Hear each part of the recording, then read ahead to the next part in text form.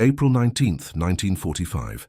The morning sun cast long shadows across the makeshift detention facility near Weimar, Germany, where approximately 230 women stood in neat rows, their faces etched with exhaustion and uncertainty. Lieutenant James Edward Crawford, of the 76th Infantry Division, watched them from across the compound yard, his dark hands clasped behind his back, his uniform still bearing the dust of 3 weeks of continuous advance through the German countryside. These women, who had served in various support capacities for the German military forces during the conflict, believed they understood what came next.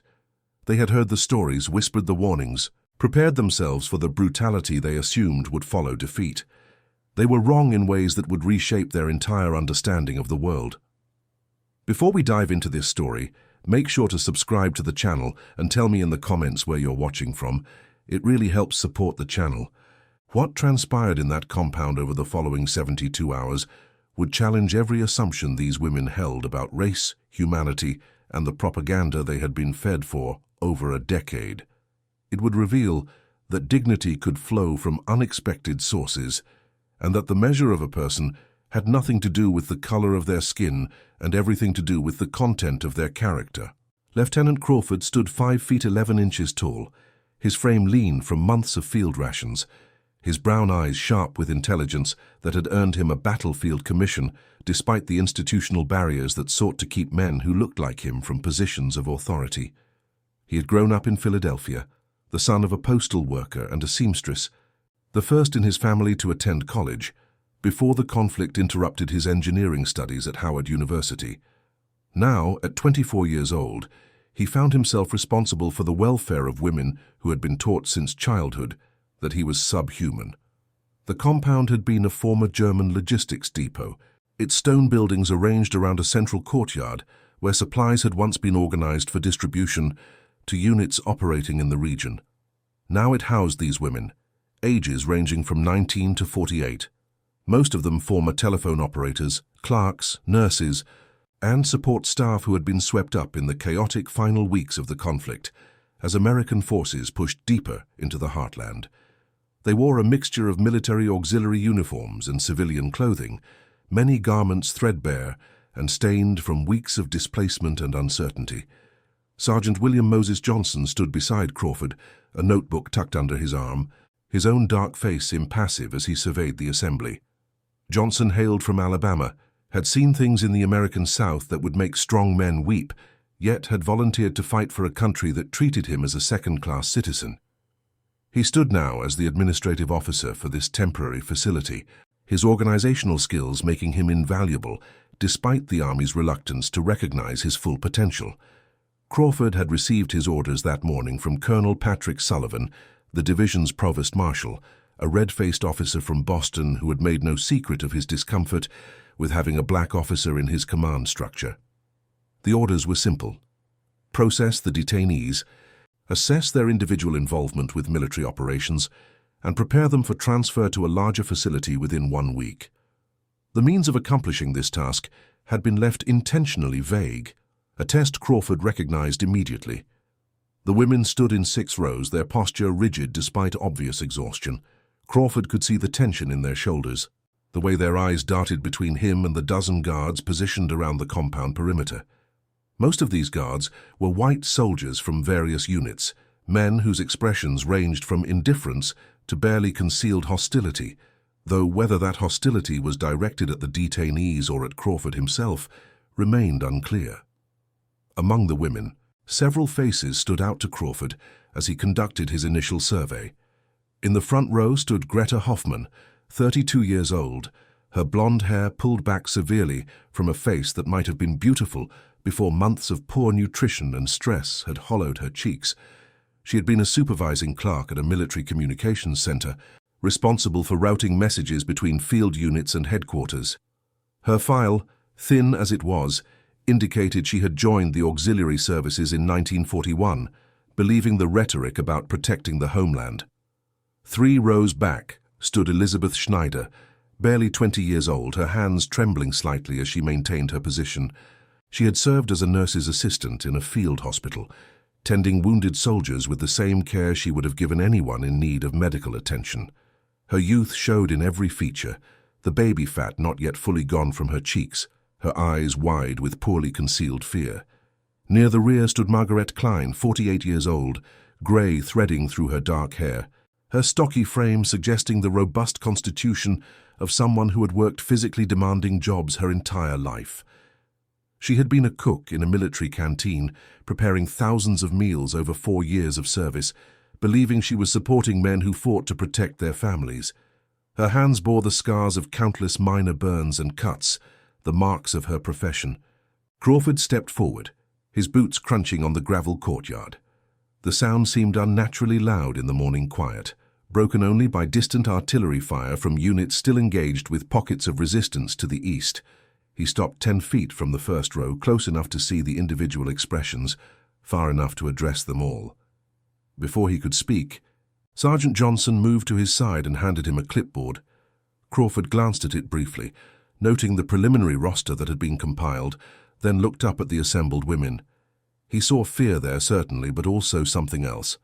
Defiance, perhaps, or maybe resignation. It was hard to tell with people who had spent years being told what to think, what to believe, what to fear. Crawford cleared his throat and began to speak in careful, measured German. He had studied the language at university, fascinated by its precision and complexity, never imagining he would use it under these circumstances. His accent was American, but his grammar was sound, and he saw comprehension register on the faces before him. He explained that they were now under the protection of the United States Army. He outlined the basic rules of the facility: 3 scheduled meal times, access to latrine facilities, a daily roll call. He informed them that interviews would be conducted to assess each individual's role during the conflict. His tone remained neutral, professional, offering neither warmth nor coldness, simply conveying necessary information. As he spoke, Crawford watched their reactions carefully. He had learned during his advance through France and Germany that people revealed themselves in small ways, unconscious gestures that spoke volumes. Greta Hoffmann's jaw tightened almost imperceptibly when he mentioned interviews, suggesting anxiety about what might be discovered. Elizabeth Schneider's shoulders relaxed slightly at the mention of meal times, hunger overriding other concerns. Margaret Klein maintained an unreadable expression, her years giving her better control over her reactions. When Crawford finished his initial address, an uncomfortable silence settled over the courtyard. He could feel the weight of expectations, the cultural poison that had been fed to these women about men who looked like him. He knew what they had been taught, that black soldiers were primitive, violent, dangerous, that capture by such forces meant degradation and abuse. The propaganda had been specific and vicious, designed to terrify German civilians and military personnel alike. Crawford turned to Sergeant Johnson and spoke in English, his voice carrying clearly across the quiet space. He instructed Johnson to organize the distribution of additional blankets from the supply depot, noting that the nights remained cold despite the advancing spring. He mentioned that the facility's water heating system needed inspection, as proper sanitation was essential for maintaining health among the detainees. Johnson nodded and made notes, then asked in English about the soap situation. Crawford's expression tightened almost imperceptibly. The facility had received a shipment of supplies 2 days earlier, including several crates of basic toiletries. Among these were bars of plain, unscented soap, the standard issue provided to American forces and civilians under American care. In the chaos of recent weeks, many of the women had been without access to proper hygiene facilities, and Crawford had already noted the visible signs of this deprivation. The question was how to distribute such supplies in a way that maintained dignity for everyone involved. Crawford had seen too many instances of American soldiers, both black and white, treating displaced persons with casual cruelty or patronizing charity. He had witnessed guards who threw food on the ground and forced people to scramble for it, who mocked those whose worlds had collapsed around them, who used their temporary power to diminish others. He had promised himself he would not lead that way. Crawford made his decision. He instructed Johnson to retrieve one of the soap crates and bring it to the courtyard.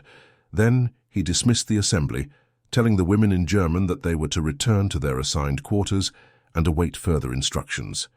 The rows dissolved slowly, women moving with the shuffling gait of those uncertain about what was permitted, glancing back over their shoulders as they filed toward the stone buildings that housed their cramped sleeping quarters. Greta Hoffmann walked beside Elizabeth Schneider, the younger woman's anxiety palpable in the way she twisted her hands together. Greta had taken the girl under her informal protection 3 days earlier, when they had first arrived at this facility, recognizing in Elizabeth's youth and fear something that demanded protection despite their circumstances. "They will treat us terribly," Elizabeth whispered in German as they walked. "I have heard the stories about what these soldiers do to women, especially him. You saw his skin. They said such men are animals." Greta's response came quietly, meant only for Elizabeth's ears. "Do not speak such things aloud. We do not know what will happen. Keep your head down and say nothing that might draw attention." Behind them, Margareta Klein walked alone, her weathered face thoughtful. She had lived long enough to know that propaganda often bore little resemblance to reality, that people were more complex than the simple categories into which they were sorted. She had also lived long enough to recognize that their situation was precarious, regardless of who held authority over them. They were prisoners, defeated, at the mercy of victors who had every reason to be harsh. The women filed into their quarters, a large open room lined with rows of metal cots, each covered with a thin mattress and a single blanket. The space was crowded but not unbearably so, and Crawford had ensured that the windows remained unboarded, allowing natural light and fresh air. It was far from comfortable, but it was shelter, which was more than many displaced persons had in these chaotic final weeks of the European conflict. Outside, Crawford and Johnson stood in the courtyard, as 2 privates carried a wooden crate from the supply building. The crate was perhaps 3 feet long and 2 feet wide, stenciled with military markings indicating its contents and origin.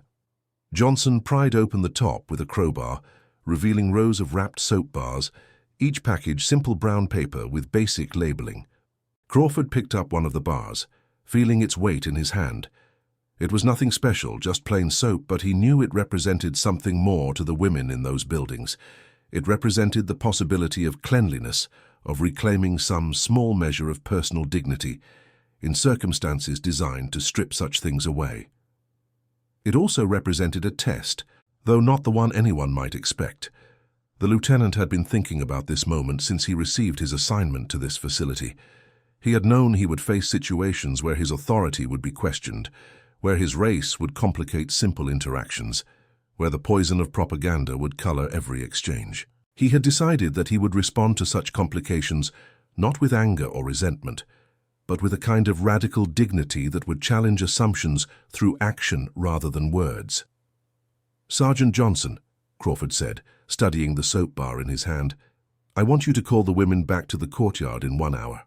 Tell them we are distributing hygiene supplies and that attendance is mandatory." Johnson nodded, understanding without needing further explanation that something significant was about to occur. He had served under Crawford for 8 months now, since the lieutenant's battlefield commission had been confirmed, and he had learned to recognize when his officer was operating on a deeper strategic level than the immediate situation suggested. The hour passed slowly. Crawford used the time to review the individual files they had compiled on the detainees, what little information had been gathered in the hasty processing. Most were unremarkable, women who had taken jobs that needed filling, who had believed they were supporting a defensive effort, who had been caught in the machinery of a conflict larger than any individual. But a few files gave him pause. There was mention of one woman, identified only as Hannah Meyer, age 34, who had been reported by fellow detainees as particularly hostile. Someone who had been deeply involved with the ideological indoctrination programs, who had volunteered not out of necessity, but out of genuine belief in the cause. Crawford made a mental note to observe her carefully during what came next. When Sergeant Johnson called the women back to formation, they emerged from their quarters with visible reluctance, their movements slow and uncertain. The courtyard seemed different now, the morning sun having given way to afternoon light that cast shorter, harsher shadows. The women reformed their rows, though less precisely than before, exhaustion and anxiety making military bearing difficult to maintain. Crawford stood before them again, But this time Sergeant Johnson and two privates stood beside the opened crate of soap. The lieutenant spoke in German, his voice clear and firm, explaining that they would be distributing hygiene supplies. He stated that each woman would receive a bar of soap and access to the facility's washing area, which had been prepared with heated water. Then he did something that caused visible confusion among the assembled women. He reached into the crate himself, drew out a bar of soap, and stepped forward. He called out a name from the roster, Greta Hoffman. Greta startled at hearing her name, her blue eyes widening. She looked left and right at the women near her, as if seeking guidance, then slowly stepped forward from the front row. She approached Crawford with obvious trepidation, her hands clasped tightly together, her breathing quick and shallow. Crawford extended the soap bar toward her, holding it at chest height, offering it rather than forcing it upon her. He spoke in German, his tone unchanged from his earlier announcements. He told her that proper hygiene was essential for health, that the facility had a responsibility to maintain sanitary conditions, and that she should feel free to use the washing area whenever she needed. Greta stood frozen for a moment, her eyes moving between the soap in Crawford's dark hand and his face. She had been taught her entire adult life that accepting anything from someone who looked like him was degrading, dangerous, a step toward some undefined horror. The propaganda had been specific on this point. Contact with such people contaminated, diminished, destroyed.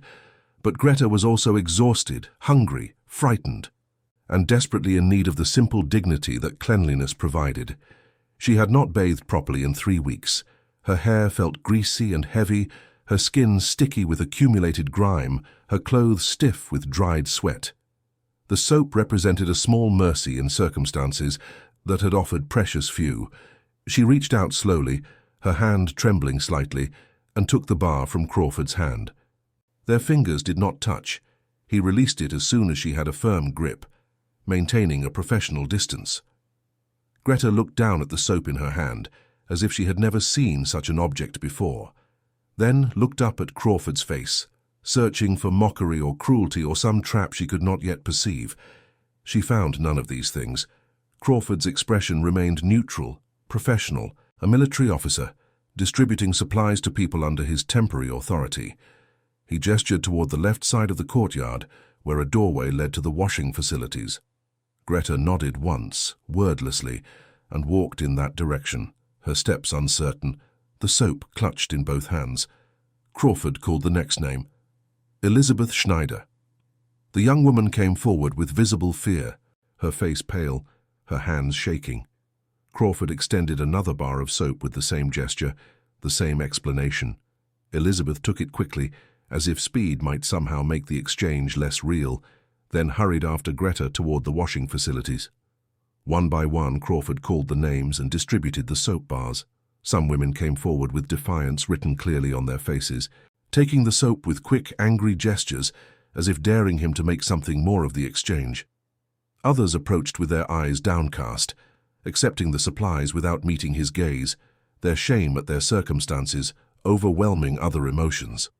Still others came forward with expressions of confusion, unable to reconcile the reality before them with everything they had been taught to expect. Margaret Klein approached when her name was called, with a steady gait that spoke of her years and experience. She took the soap from Crawford and looked directly into his eyes for a long moment, and Crawford saw something there that might have been the beginning of understanding, or perhaps just acknowledgement, that the world was more complicated than propaganda suggested.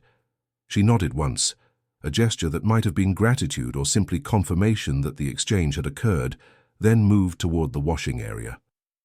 Hannah Meyer, when her turn came, approached with her chin raised, her movements deliberately slow, her expression openly contemptuous. She was a thin woman with sharp features and eyes that burned with barely suppressed anger. She had been identified in the preliminary reports as someone who had been particularly vocal in her support of the German military's ideological foundations, someone who had volunteered for auxiliary service with enthusiasm rather than resignation. She stopped before Crawford and made no move to take the soap he extended. Instead, she spoke in German, her voice loud enough for the women still in formation to hear clearly. She said she would not accept anything from his hands, that she would rather go without than be degraded by his touch, that he represented everything her people had fought against. The courtyard fell silent. The women still waiting in formation held their breath.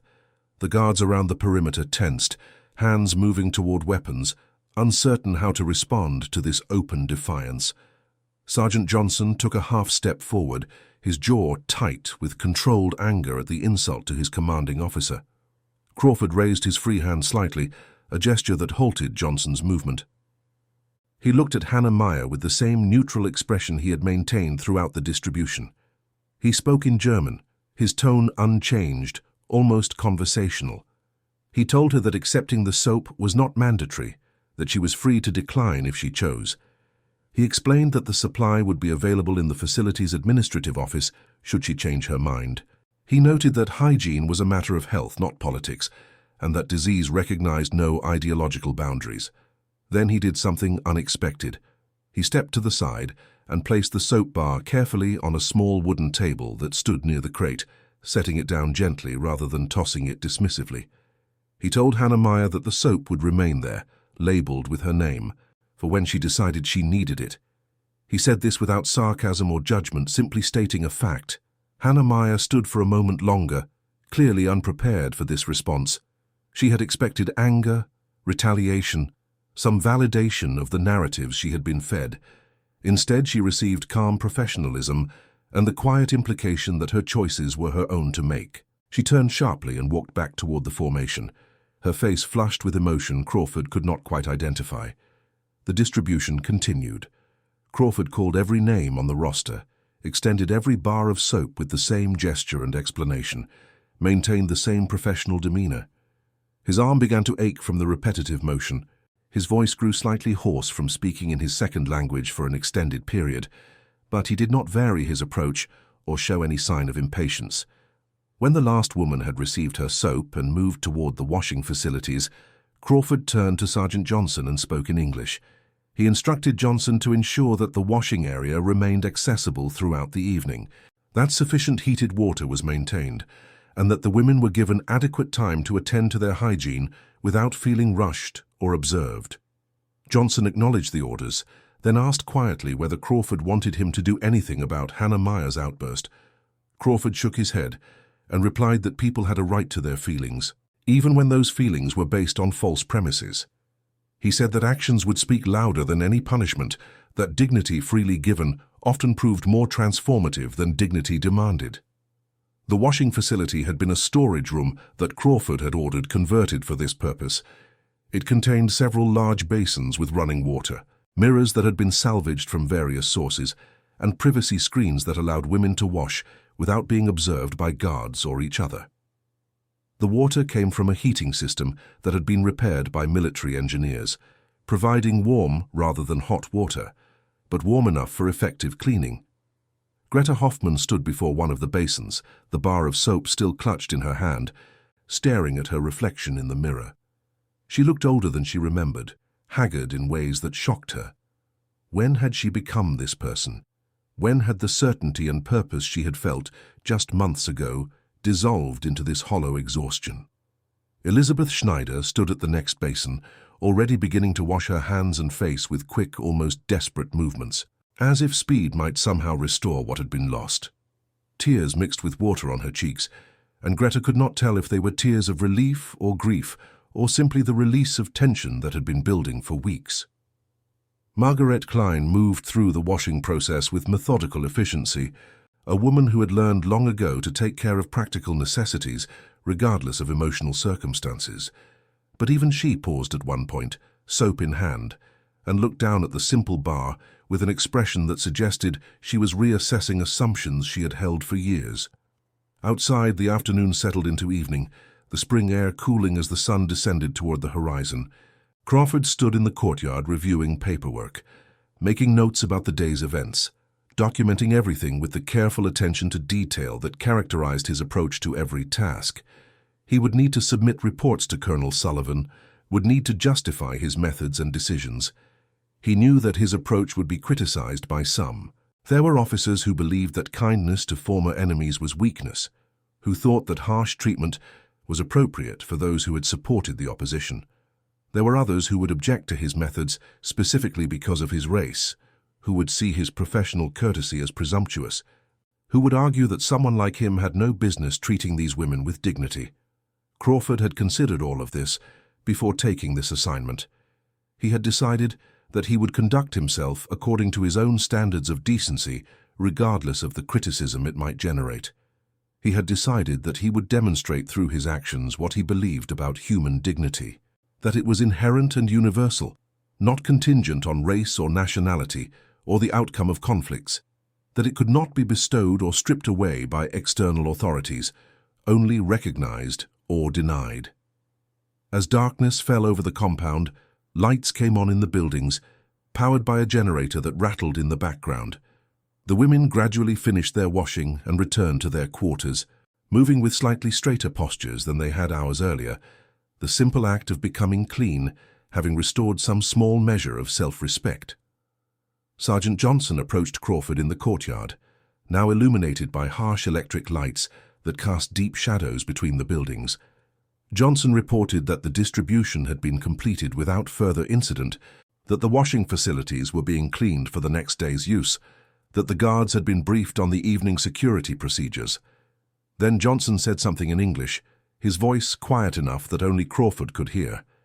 He said that what the lieutenant had done today was going to confuse a lot of people, both the women and the soldiers who had witnessed it. He said that some of the guards were already talking, questioning why Crawford would show such courtesy to women who had supported forces that had caused so much harm.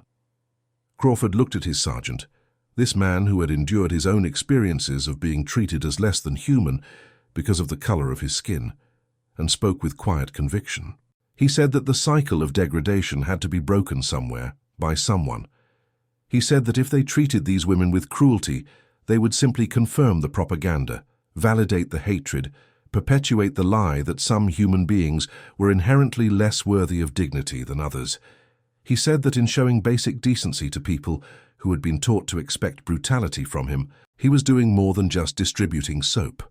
He was challenging the foundations of the ideology that had driven the conflict, demonstrating through action that the racial theories they had been taught were false, proving that character and humanity had nothing to do with external characteristics.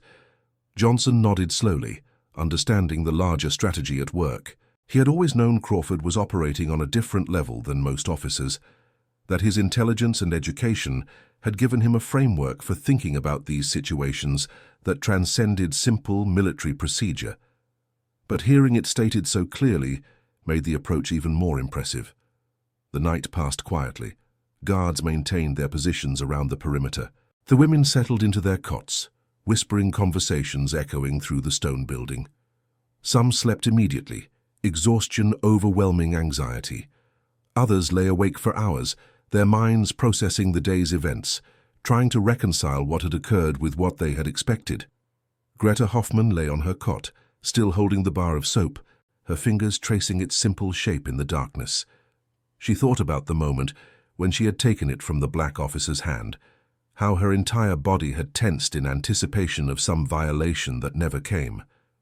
She thought about his expression, neutral and professional, treating her as simply another person who needed supplies rather than as an enemy to be degraded or an object to be used. She thought about all the things she had been taught, all the certainties that had structured her understanding of the world. She had believed in the racial hierarchy, in the natural superiority of her people, in the degeneracy of others. She had believed these things not because she was cruel, but because everyone around her had presented them as simple facts, as obvious as the sky being blue. But today, in a simple act of handing her soap, a man she had been taught to view as subhuman had treated her with more dignity than many of her own countrymen had shown in recent months. He had not mocked her circumstances, had not taken advantage of his power, had simply offered basic supplies necessary for human dignity. The cognitive dissonance was profound and disorienting. If this one thing she had been taught was demonstrably false, what else might be untrue? If this officer's character was so clearly contrary to the propaganda about his race, what other lies had she accepted without question? These thoughts kept Greta awake long into the night, uncomfortable and unsettling, like a splinter working its way under the skin, impossible to ignore once noticed. Elizabeth Schneider had fallen asleep quickly, her youth and exhaustion overwhelming the confusion of the day's events. But her dreams were troubled, filled with images that her conscious mind struggled to process. The black officer's calm face, her grandmother's warnings about such men, the soap that had cleaned away weeks of grime, but could not wash away the realization that everything she had been taught might be wrong. Margaret Klein lay awake as well, but her thoughts followed different paths. She had lived long enough to have some perspective, to remember a time before the current ideology had taken hold, when people were simply people with all their individual variations and complexities. She had watched as simple prejudices had been weaponized and systematized, as casual biases had been transformed into state policy. She thought about the young lieutenant, his careful German pronunciation, his measured courtesy. She recognized in him something familiar, the determined dignity of someone who refused to be diminished by others' expectations, who insisted on maintaining his own standards regardless of how he was treated. She had known people like that before, people who drew their sense of self from internal sources rather than external validation. In the administrative building, Crawford sat at a small desk, writing his daily report by the light of a kerosene lamp that supplemented the unreliable electric system. He documented the distribution of hygiene supplies, noted the incident with Hannah Meyer, recorded the number of women who had used the washing facilities. His handwriting was precise and clear, the report factual and professional. But he also made personal notes in a journal he kept separate from official reports. He wrote about the expression on Greta Hoffmann's face when she had taken the soap, the visible war between her conditioning and her immediate experience. He wrote about Elizabeth Schneider's fear and the way it had gradually lessened as she realized no harm was coming to her. He wrote about Margaret Klein's knowing look, suggesting a wisdom earned through lived experience. He wrote about his own emotions, which he had carefully controlled throughout the day. He wrote about the anger he felt at having to prove his basic humanity through simple acts of decency, about the frustration of knowing that his professional courtesy would be viewed through the lens of race by everyone who heard about it. He wrote about the determination he felt to continue doing what was right, regardless of how it was perceived or criticized. Crawford had grown up understanding that he would be judged by different standards than white men, that his actions would be scrutinized more carefully, that his mistakes would be attributed to his race, while his successes would be dismissed as exceptions. He had learned to operate within this unfair framework while refusing to let it define his sense of self or limit his aspirations. The military had been both better and worse than civilian life in this regard. The army officially maintained that ability was what mattered, that competence transcended race. In practice, institutional barriers remained formidable. Unofficial policies kept black soldiers in support roles. Battlefield commissions for black officers remained rare despite demonstrated capability. Yet here he was, a lieutenant with command authority over a facility, responsible for the welfare of people who had been taught he was inherently inferior. The irony was not lost on him, neither was the opportunity. If he could demonstrate through consistent action that character was not determined by race, that dignity was universal, that humanity transcended the artificial categories into which people were sorted, then perhaps he could contribute to breaking down the lies that had caused so much harm. The next morning arrived with a spring rain that turned the courtyard into a muddy expanse. Crawford called the morning roll call under the covered walkway that ran along one side of the courtyard. The women huddled together against the chill dampness, their faces still showing the effects of yesterday's experiences. Crawford announced that interviews would begin today, that each woman would meet individually with him and Sergeant Johnson to discuss her role during the conflict, to assess any specialized skills she possessed, and to gather information relevant to her eventual processing and release. He explained that the interviews were not interrogations, that truthfulness would be appreciated, but that no one would be pressured to provide information they were uncomfortable sharing. He called the first name, Greta Hoffmann. Greta followed Crawford and Johnson to a small office in the administrative building, a room with a single desk, 3 chairs, and a window that looked out on the rainy courtyard. Crawford gestured to a chair facing the desk and waited until she sat before taking his own seat. Johnson sat to the side with a notebook, ready to record relevant information. Crawford began speaking in German, his tone conversational rather than interrogative. He asked about her background before the conflict, her education, her family. Greta answered cautiously at first, providing basic information. She had grown up in a small town in Bavaria, had completed secondary school, had worked as a clerk in her father's printing business before the conflict escalated. Crawford asked how she had come to work in military communications. Greta explained that positions had needed filling as more men were deployed to fighting units, that women had been recruited to maintain essential support functions. She had applied believing she was contributing to the defense of her homeland, believing the narrative that her country was under threat from hostile forces. As the interview continued, Greta found herself speaking more freely than she had intended.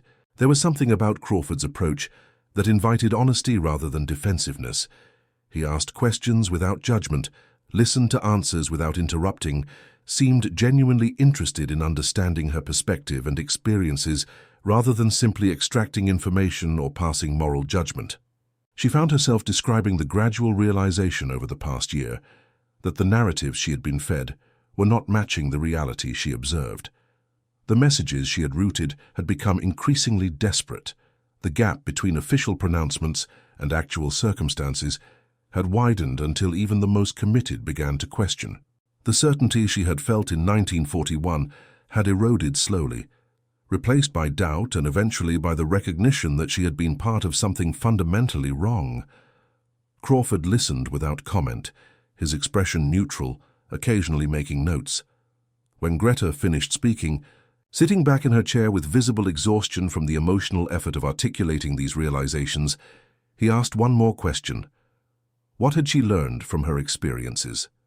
Greta looked at him directly then, seeing not the racist caricature she had been taught to fear, but simply another person asking a difficult question that deserved an honest answer. She said quietly that she had learned that propaganda was powerful, precisely because it simplified complex realities into comfortable lies, that she had learned to question what she was told by authorities, that she had learned that her own capacity for self-deception was greater than she had ever imagined. She paused, then added something that surprised even herself. She said that yesterday, when he had handed her the soap with simple courtesy, treating her as someone worthy of basic dignity, despite their circumstances, he had demonstrated more clearly than any speech or argument could have that the racial theories she had accepted were false, that his character was self-evident in his actions, and that character had nothing to do with the color of skin. Crawford acknowledged her words with a slight nod, neither confirming nor denying, simply accepting her observation. He concluded the interview by explaining that based on her record and this conversation, he saw no reason to recommend any special scrutiny during her processing. He said she would likely be released within the week, free to return to whatever remained of her former life. Greta stood to leave, then hesitated at the door. She turned back and spoke again, her voice uncertain but determined. She thanked him for his courtesy, for treating her with dignity when she knew she had no right to expect it. When her experiences over the past months had taught her anything, it was that such decency was rare regardless of circumstances. Crawford replied in German that dignity was not something to be given or withheld based on the outcomes of conflicts, that every person deserved basic respect regardless of their past errors or current circumstances.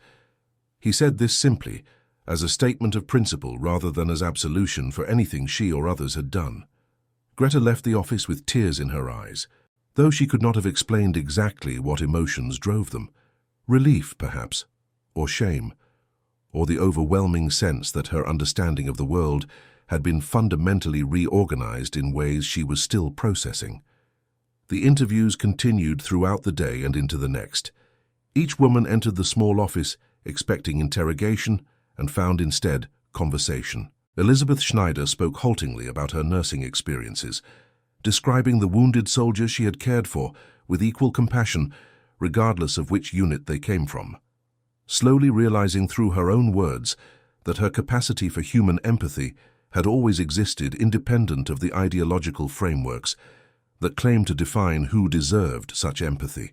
Margarete Klein spoke about her work in the canteen, feeding thousands of men over 4 years, watching them grow younger as the conflict progressed, boys barely old enough to shave being sent to situations from which many never returned.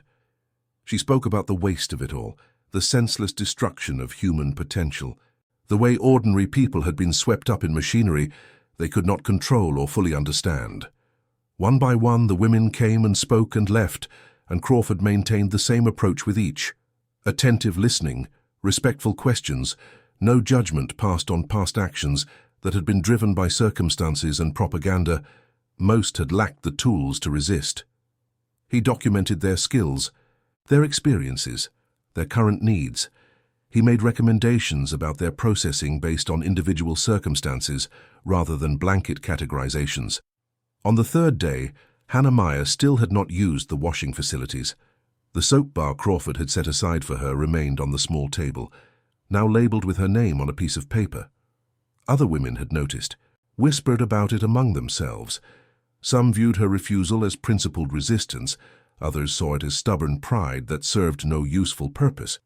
Crawford had not mentioned it again after the initial incident. He continued his daily routines, maintained his professional courtesy with everyone, showed no particular concern about Hannah's choices. This absence of reaction seemed to frustrate her more than any confrontation would have. She had expected her defiance to provoke some response, but Crawford simply allowed her the dignity of making her own decisions about her own body and hygiene. On the evening of the third day, after most women had returned to their quarters following the evening meal, Hannah Meyer approached the small table in the courtyard. The rain had stopped, leaving the air fresh and clean, the setting sun breaking through clouds to cast golden light across the compound. Hannah stood looking at the soap bar for a long moment, her thin frame rigid with the internal battle between ideology and practical need. Crawford happened to be crossing the courtyard at that moment, returning from an inspection of the perimeter guards. He saw Hannah standing there but did not stop or speak, simply continued walking, according her the privacy to make her decision without an audience. This small act of consideration, allowing her to preserve her dignity even while changing her mind, proved decisive. Hannah picked up the soap and walked quickly toward the washing facilities, her movements sharp with suppressed emotion. Inside the converted storage room, she stood before a basin and stared at the soap in her hand for several minutes before finally beginning to wash.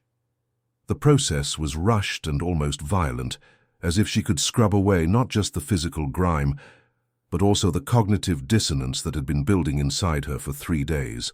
She emerged 20 minutes later, her hair wet and slicked back, her skin pink from vigorous scrubbing, her expression a mixture of defiance and something that might have been the first crack in her ideological certainty. She did not speak to anyone as she returned to her quarters, did not acknowledge the glances from other women who had noticed her absence from the washing facilities and now registered her changed appearance. That night, unable to sleep, Hannah lay on her cot and confronted thoughts she had been suppressing for 3 days. She had refused the soap because accepting it from Crawford's hand would have violated everything she claimed to believe about racial hierarchy and the natural order of human society. She had held out as long as she could, but practical necessity and simple human dignity had eventually overcome ideological rigidity. What disturbed her most was not that she had eventually used the soap, but that Crawford had made it possible for her to do so without forcing her to publicly acknowledge her change of position. He had set it aside with her name on it, had walked past without comment when she finally retrieved it, had granted her the dignity of changing her mind in private. This act of consideration had been more devastating to her worldview than any confrontation could have been. If he was truly what she had been taught to believe about his race, he would have gloated about her capitulation, would have forced her to acknowledge her need publicly, would have used his power to humiliate her. Instead, he had simply allowed her to be human, to have needs and to address them without shame or degradation. The contrast between what she had expected and what she had experienced was forcing her to question assumptions she had never before examined. The next morning, Crawford conducted Hannah Meyer's interview. She entered the office with visible tension, her jaw set, her eyes darting between Crawford and Sergeant Johnson, as if anticipating some acknowledgement of her soap usage. None came. Crawford simply began with the same questions he had asked everyone else: background, education, role during the conflict. Hannah answered in clipped sentences at first, providing minimal information, but Crawford's consistent neutrality gradually wore down her defenses. He asked about her ideological training, the programs she had been involved with, not with accusation, but with what seemed like genuine curiosity about how such systems functioned. He asked how she had come to hold her beliefs, what had attracted her to the organizational structures she had joined. Hannah found herself explaining, almost despite herself, that the ideology had provided structure and purpose during chaotic times, that it had offered clear answers to complex questions, that it had made her feel part of something larger than herself. She described the community she had found among like-minded believers, the sense of mission and importance that had filled her days. Crawford listened, taking occasional notes, his expression thoughtful. When Hannah finished, he asked a question that struck at the heart of her experience. If the fundamental premises of her ideology were false, what did that mean for the community and purpose she had found within it? Hannah had no immediate answer. She sat in silence, her hands clasped tightly in her lap, wrestling with a question that threatened to unravel her entire sense of identity. Finally, she spoke quietly, admitting that she did not know, that she was struggling to separate what had been valuable in her experiences from what had been based on lies.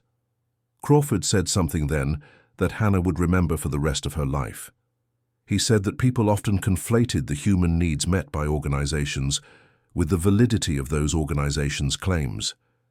He said that the need for community, purpose, and structure was real and legitimate, but that those needs could be met in ways that did not require believing falsehoods about other human beings. He said that recognizing one had been wrong about important things required courage, and that such recognition was the beginning of wisdom rather than the end of it.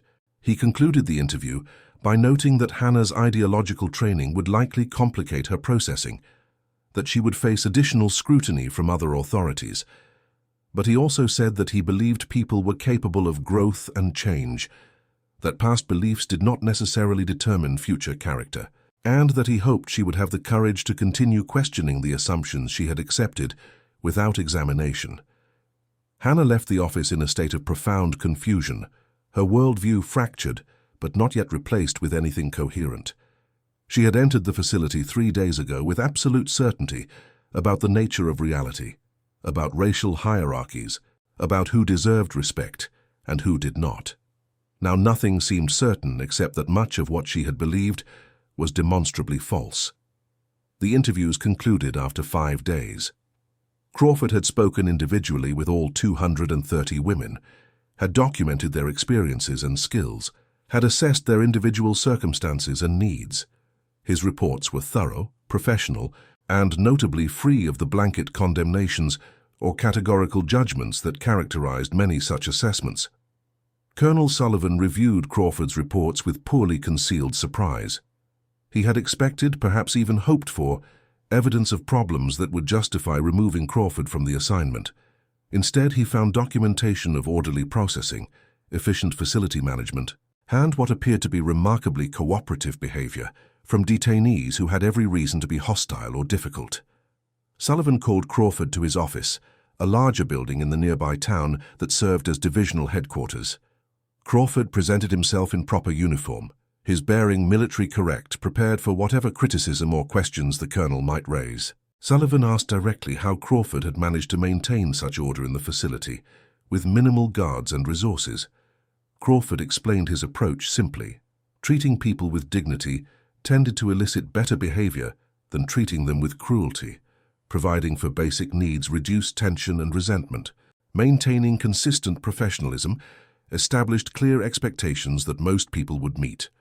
Sullivan grunted non-committally, shuffling through the reports. He asked about the soap distribution incident, which had been mentioned in guard reports. Crawford explained his reasoning, that providing hygiene supplies was a practical necessity for health maintenance, that his method of distribution had been designed to preserve dignity for all involved, that the approach had been effective in establishing his authority while demonstrating his character. The colonel was silent for a long moment, his red face unreadable. Finally, he said that Crawford's methods were unorthodox, but that results were difficult to argue with. He said that the facility would be transitioning to other authority within 48 hours, that the women would be moved to a larger processing center, that Crawford's assignment there was concluding.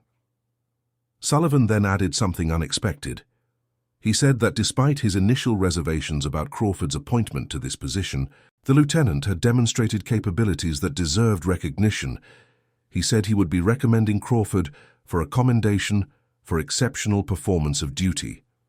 He did not specify whether his initial reservations had been based on Crawford's race, but both men understood what remained unspoken. Crawford returned to the facility to oversee the final preparations for the transfer. He informed the women at evening roll call that they would be moving to a new location in 2 days, that the processing of their cases would continue there, that most would likely be released to return to their homes or families within a few weeks. That night, something unexpected occurred. A delegation of 3 women approached the administrative building and asked to speak with Lieutenant Crawford. The delegation consisted of Greta Hoffman, Margaret Klein, and, surprisingly, Hannah Meyer.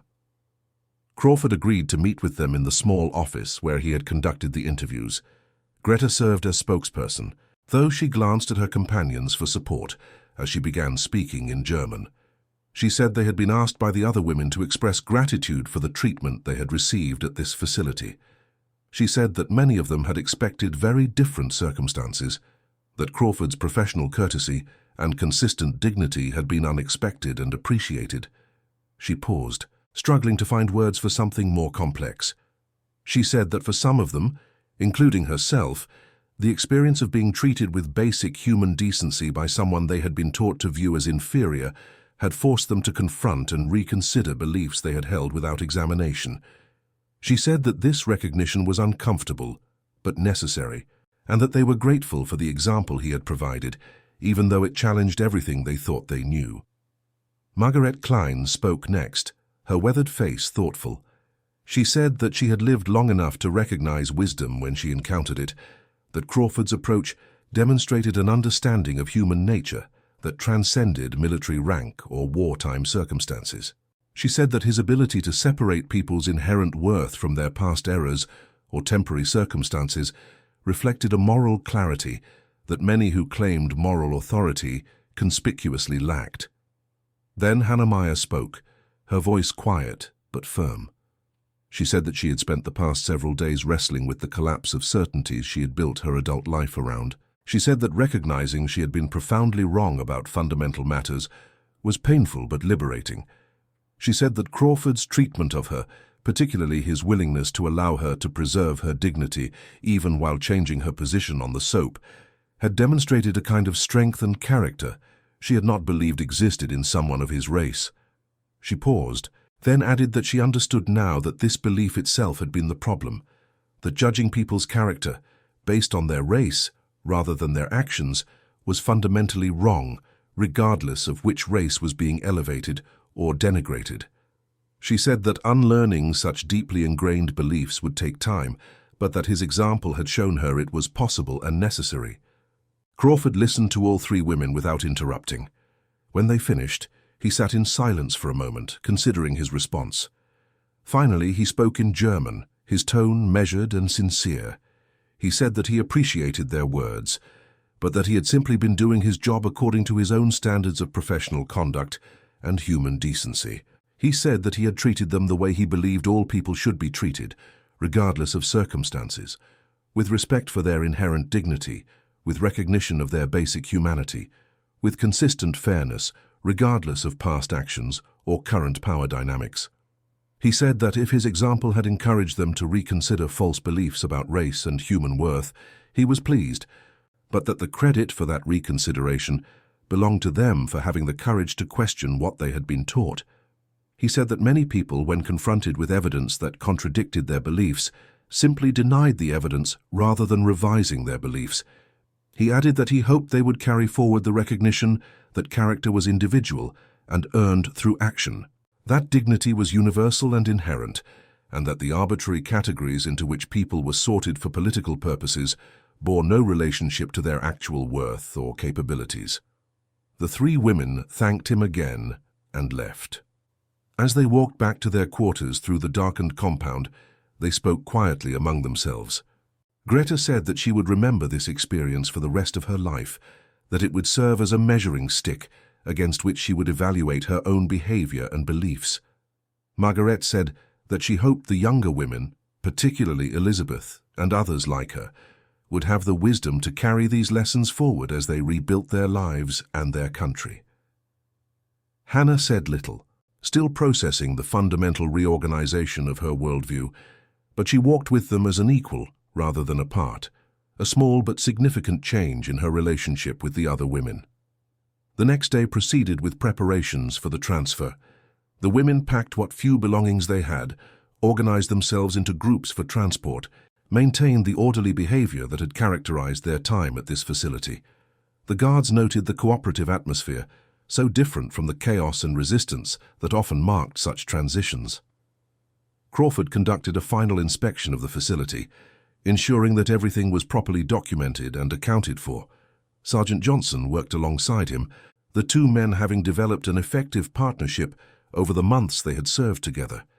As they worked, Johnson commented that what had happened at this facility over the past week would probably never be widely known, that it was too small and too subtle to merit attention in official histories.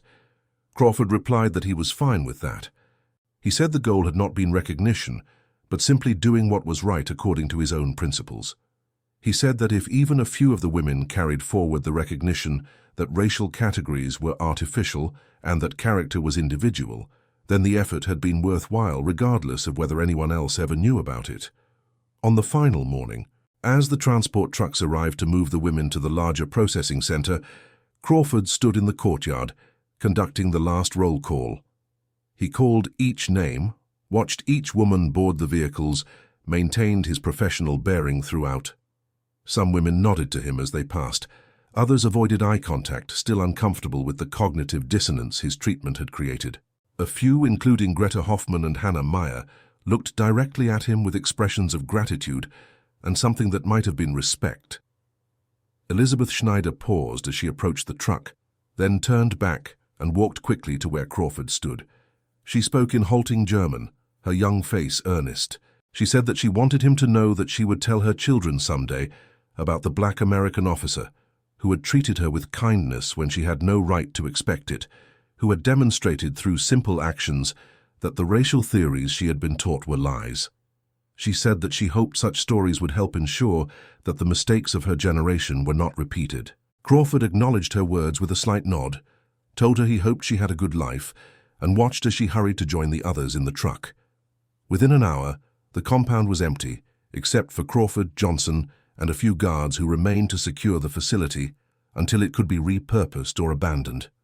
Crawford stood in the courtyard where he had distributed the soap 5 days earlier, the space now empty and quiet. He thought about the faces he had seen, the conversations he had held, the small transformations he had witnessed. He thought about Greta Hoffman's gradual opening, Elizabeth Schneider's youthful hope that lessons could be learned, Margaret Klein's knowing wisdom, Hannah Meyer's painful but necessary confrontation with her own capacity for error. He thought about the larger conflict, now winding down toward its conclusion, and about what came next for everyone involved. The physical destruction could be rebuilt given time and resources. The economic disruption could be addressed through planning and effort, but the poisonous ideologies, the false beliefs about human worth based on race or nationality or other arbitrary categories, those were more difficult to eradicate. Yet perhaps, Crawford thought, it happened through small actions and individual examples rather than through grand pronouncements or official policies. Perhaps it happened when one person treated another with unexpected dignity, creating a moment of cognitive dissonance that forced examination of unquestioned assumptions. Perhaps it happened through accumulated small instances of human decency that contradicted the propaganda and revealed its falsehood. Sergeant Johnson approached, clipboard in hand, ready to conduct the final administrative tasks. He asked Crawford if he had any regrets about how he had handled the assignment. Crawford considered the question, then shook his head. He said that he had acted according to his principles, had maintained his own standards regardless of how others might judge them, and that he could ask nothing more of himself than that. The two men completed their paperwork, secured the facility, and prepared to rejoin their unit. As they climbed into the jeep that would transport them back to divisional headquarters, Crawford took one last look at the compound where he had spent the past week. It looked unremarkable, just another temporary facility in a landscape full of such places, nothing to distinguish it from countless others. But Crawford knew that what had happened there mattered, even if only to the 230 women who had experienced it and carried the memory forward. He knew that he had planted seeds, small acts of dignity and respect that might grow into broader recognition of shared humanity. Whether those seeds would germinate and flourish, or wither and die, would depend on choices those women and countless others would make in the years ahead. The jeep pulled away from the compound, bouncing over the rutted road, heading toward whatever came next in the winding down of the conflict. Crawford did not look back. In the months and years that followed, the women from that compound scattered across the rebuilding landscape, returning to homes that often no longer existed, families that had been fractured by conflict and displacement, communities that would take decades to truly recover. They carried with them memories of their time in that facility, memories that sat uncomfortably alongside everything else they had experienced. Greta Hoffmann returned to her small Bavarian town to find her father's printing business destroyed by bombing, her mother living with relatives, her younger brother missing and presumed lost in the final chaotic weeks of the conflict. She found work as a clerk in the administrative offices that were being established to manage reconstruction efforts, using the organizational skills she had developed during her military service. In quiet moments, often late at night when sleep eluded her, Greta thought about the black American officer who had handed her soap with simple courtesy, who had treated her with dignity when she had no power and every reason to expect brutality. She thought about how that simple act had shattered assumptions she had held without examination, had revealed the falseness of the racial theories that had seemed so certain. She spoke about this experience rarely, finding that many people preferred not to examine such matters too closely, that the instinct to rationalize and deny was strong even in the face of direct evidence. But when she did speak, particularly to younger people who had not lived through the ideological indoctrination, she emphasized that character was individual and earned through action, that judging people based on categories rather than conduct was fundamentally wrong. Elizabeth Schneider eventually married and had children, as she had told Crawford she hoped to do. She kept her promise to tell them about the officer who had treated her with kindness, framing it as a lesson about seeing people as individuals rather than as representatives of groups. Her children grew up with a somewhat broader perspective than many of their peers, having absorbed from their mother the recognition that prejudice was learned rather than natural. Margaret Klein lived another 32 years, long enough to see her country transformed from occupied territory to a prosperous democracy, to watch as the younger generations grappled with the legacy of the conflict and their parents' choices during it. She spoke occasionally about her experiences, including her time in the compound under Crawford's authority, emphasizing that wisdom often came from unexpected sources and that rigid ideologies collapsed when confronted with simple human decency. Hannah Meyer's path was more difficult. The recognition that her deeply held beliefs had been false created a psychological crisis that took years to resolve. She struggled with depression and self-recrimination, horrified by her past certainty and the actions she had supported while under its influence. Eventually, with help from a sympathetic counselor, she rebuilt her understanding of the world on foundations of humility rather than certainty. She became, ironically, one of the most vocal advocates for confronting rather than denying the past, for acknowledging errors rather than rationalizing them. She spoke at schools and community centers about the dangers of ideological thinking, about how seemingly educated and rational people could be led to accept monstrous falsehoods.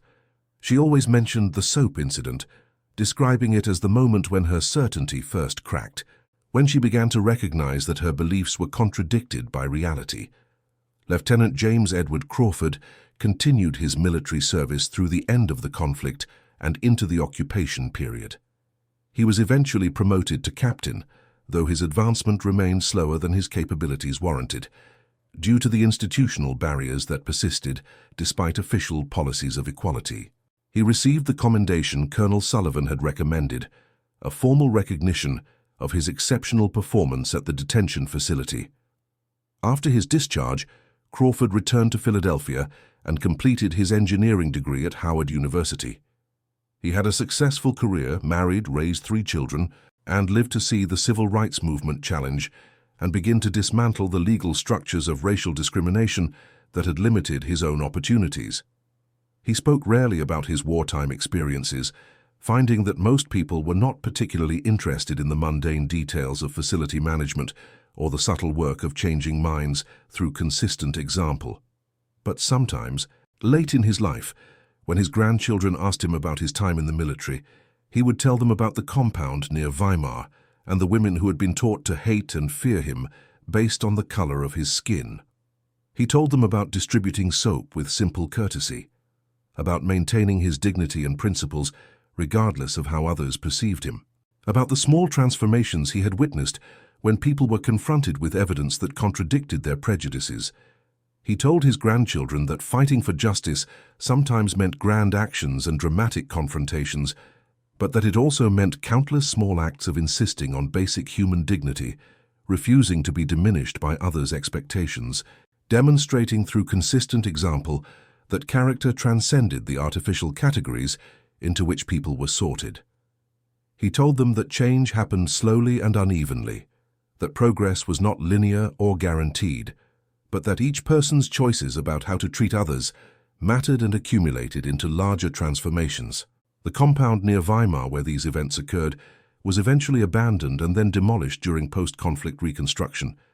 No marker commemorates what happened there, no historical plaque explains its significance. The site is now occupied by a small manufacturing facility, the ground where Crawford distributed soap and conducted interviews covered by concrete and machinery. Yet the impact of what occurred there persists, carried forward in the memories and subsequent actions of those who experienced it. Greta Hoffmann's insistence on judging people as individuals rather than as members of categories influenced her children and through them her grandchildren. Elizabeth Schneider's stories about the kind officer shaped how her family thought about race and prejudice. Hannah Meyer's painful transformation into someone who could acknowledge error and growth influenced hundreds of students who heard her speak over the years. And Crawford's example, his determination to maintain his own standards of dignity and decency, regardless of circumstances or criticism, demonstrated a kind of moral courage that transcended the specific historical moment. He showed that the response to being dehumanized was not to dehumanize others in turn, but to insist through action on the universal nature of human worth. The soap itself, those simple bars distributed with courtesy and respect, became in retrospect a powerful symbol. It represented the recognition that basic human needs and dignity transcended political conflicts and ideological categories. It represented the possibility of maintaining one's humanity even in circumstances designed to strip it away. It represented the truth that small acts of decency could challenge and begin to dismantle the edifice of lies on which so much cruelty was constructed. The broader historical narrative often focuses on the dramatic moments, the major decisions and significant battles that shaped the conflict's outcome. But history is also made in quieter moments, in small facilities and temporary compounds, in the accumulated individual choices about how to treat other human beings when circumstances give one person power over another. What happened in that compound near Weimar in April 1945 was not dramatic enough to merit attention in official histories or scholarly analyses, but it mattered to the 230 women who experienced it, who carried forward the recognition that their assumptions about race and human worth had been false, who passed that recognition on to subsequent generations in various ways and to various degrees. It mattered to Crawford, who maintained his principles and dignity throughout his life, who demonstrated that character was not determined by how others perceived or treated him, but by his own choices about how to conduct himself. It mattered to his children and grandchildren, who learned from his example that fighting for justice required both grand actions and countless small insistences on basic human dignity. The story of the soap distribution might seem trivial compared to the massive historical forces and catastrophic events of that period, but perhaps it is in such moments that the true nature of human character reveals itself, when the choice between degrading others or maintaining one's own dignity presents itself clearly and must be answered through action rather than words. Crawford chose to answer with dignity, with professional courtesy, with consistent recognition of shared humanity, despite all the institutional and ideological forces that sought to deny it. The women chose, with varying degrees of speed and completeness, to revise their understanding based on direct experience, rather than clinging to comfortable falsehoods. And these choices, multiplied across countless similar small moments, contributed to the gradual transformation of attitudes that would take decades, but that would eventually reshape how people thought about race and human worth. The compound is gone, the physical evidence of what occurred there erased by time and reconstruction, but the impact persists, carried forward in the memories and actions of those who were there, transmitted to subsequent generations through stories and examples, contributing in small but real ways to the larger project of recognizing shared humanity across the artificial boundaries of race and nationality. And that, ultimately, is what those soap bars represented. Not just the practical means of maintaining hygiene, but the symbolic recognition that every person, regardless of race or nationality or the outcome of conflicts, deserves basic dignity and respect. That recognition, demonstrated through simple action by a young black lieutenant in a temporary compound, challenged and began to dismantle the poisonous ideologies that had caused so much suffering. It is a small story in the vast sweep of historical events, but it is a true story about human character and the possibility of transformation through unexpected encounters with dignity. It is a story about how change happens not just through dramatic confrontations, but through accumulated small acts of treating others with the respect they deserve as fellow human beings. It is a story worth remembering and worth telling, even if no marker commemorates the place where it occurred. And that concludes our story. If you made it this far, please share your thoughts in the comments. What part of this historical account surprised you most? Don't forget to subscribe for more untold stories from World War II, and check out the video on screen for another incredible tale from history. Until next time.